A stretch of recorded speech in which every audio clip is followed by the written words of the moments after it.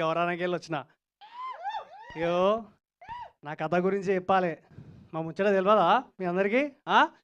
ఇగో ఈ డాంబర్ గాడు వీడు, నేను ఉచ్చబోసిన ఏం చేసినా మొత్తం నా పక్క పంటే ఉంటాడు వీడు. వాడేమో మోనిగాడు, వాడు తాచా కొడతాడు. వాడు కిట్టిగాడు, వాడేమో నల్లికుట్లోడు, వాడు శివగాడు. ఇక ఇంతమంది గురించి చెప్పుకుంటా ఏంది రాంబాయ్ గురించి చెప్తానని అనుకుంటా. రాంబాయ్ నా దిల్గా దడగన్ తెలుసు కదా. ఇక ఇదంతా ముచ్చట పక్కన పెడితే మా డైరెక్టర్ సార్ గురించి చెప్పాలి.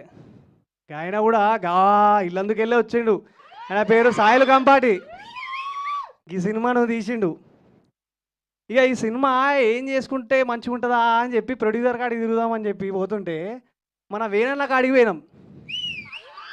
ఇక వేణన్న కాడికి పోయి స్టోరీ చెప్పంగానే వేణన్న రే సూపర్ రా, మస్తున్నది, మస్తు మాసున్నది అన్నాడు. ఇక అట్లా అని చెప్పి ఆడికెళ్ళి మొత్తం దంచుకుంటూ సినిమా షూటింగ్ అంతా చేసుకుంటూ వచ్చినాం మేము.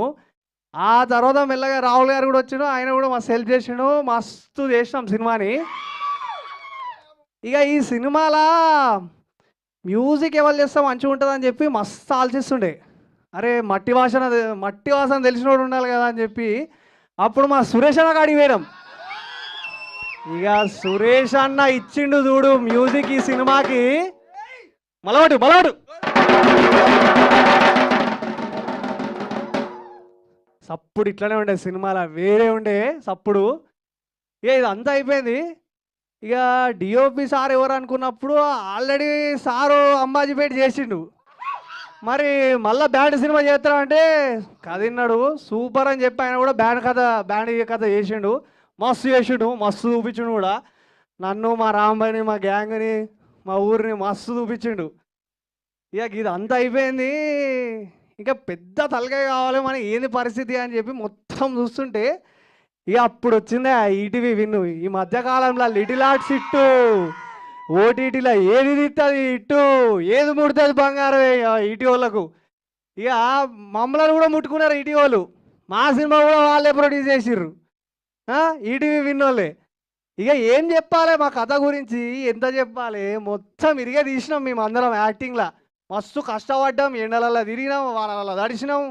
ఓ మహబూబాద్లో మేము షూటింగ్ చేస్తా అంటే ఫ్లడ్స్ వచ్చినాయి. ఇక సునామీ ఇట్లా వచ్చింది, సునామీ కూడా వచ్చినా కూడా మేము షూటింగ్ చేసినాం బాయ్. సునామీ వచ్చినా కూడా మేము షూటింగ్ చేసినాం. ఎండ తట్టుకొని వానగా ఏడిచిపోయి బట్టలు అనేది అడిచిపోయి అయినా షూటింగ్ చేసినాం తెలుసా మేము. అది కూడా చెప్పమా చెప్తా. అది సార్ మాకు డెడికేషన్ సినిమాకి. సో ఇక చెప్పాలంటే మరి మన ముచ్చట స్టార్ట్ చేయాలి. స్టార్ట్ చేద్దాం. పోరాడ తప్పుకో. మా రాంబాయ్ ఇట్లా మాట్లాడతా అంట అక్క. రాంబాయ్ మాట్లాడదంట. రాంబాయ్ సిగ్గు పడుతుంది, ఏమనుకో గురిజారా. మరి మీలాంటి మీసాలు గెడ్డాలు వేసుకొని ఇక్కడ నుంచోటే సిగ్గు కాదు, భయం కూడా పడుతుంది అక్కడ. అఖిల్ ఏంది పరిస్థితి? అఖిల్ ఎవరు? నేను రాదు. రాజు ఏంది పరిస్థితి?